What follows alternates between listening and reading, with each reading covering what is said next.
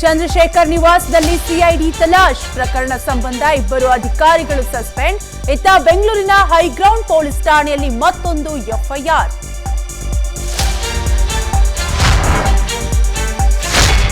ಮಹಾರಾಷ್ಟ್ರದಲ್ಲಿ ಸ್ಕ್ಯಾನಿಂಗ್, ಕರ್ನಾಟಕದಲ್ಲಿ ಅಬಾರ್ಷನ್. 4 ತಿಂಗಳ ಹೆಣ್ಣು ಶಿಶುವಿನ ಜೊತೆಗೆ ಗರ್ಭಿಣಿಯೂ ಸಾವು. ಅಕ್ರಮವಾಗಿ ಗರ್ಭಪಾತ ದಂಧೆ ನಡೆಸುತ್ತಿದ್ದ ಮಹಿಳೆ ಲಾಕ್.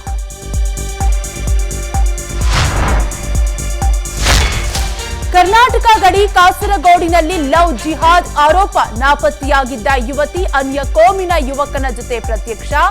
ಆಮಿಷ ತೋರಿಸಿ ಇಸ್ಲಾಂಗೆ ಮತಾಂತರ ಶಂಕೆ.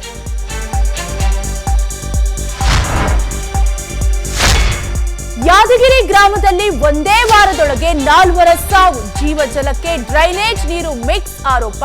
ಅಲ್ಲಿಪುರ ಗ್ರಾಮಸ್ಥರ ಆರೋಪ ತಳ್ಳಿ ಹಾಕಿದ ಅಧಿಕಾರಿಗಳು.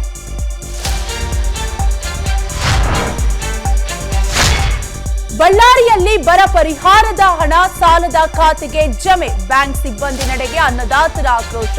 ಇತ್ತ ಚಿಕ್ಕಬಳ್ಳಾಪುರದಲ್ಲಿ ಬಿತ್ತನೆ ಬೀಜ ದರ ಏರಿಕೆಗೆ ರೈತರು ಕಂಗಾಲು.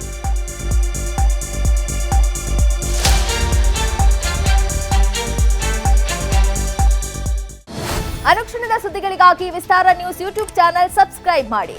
ಹೊಸ ಸುದ್ದಿಗಳ ನೋಟಿಫಿಕೇಶನ್ಗಾಗಿ ಬೆಲ್ ಐಕಾನ್ ಕ್ಲಿಕ್ ಮಾಡಿ.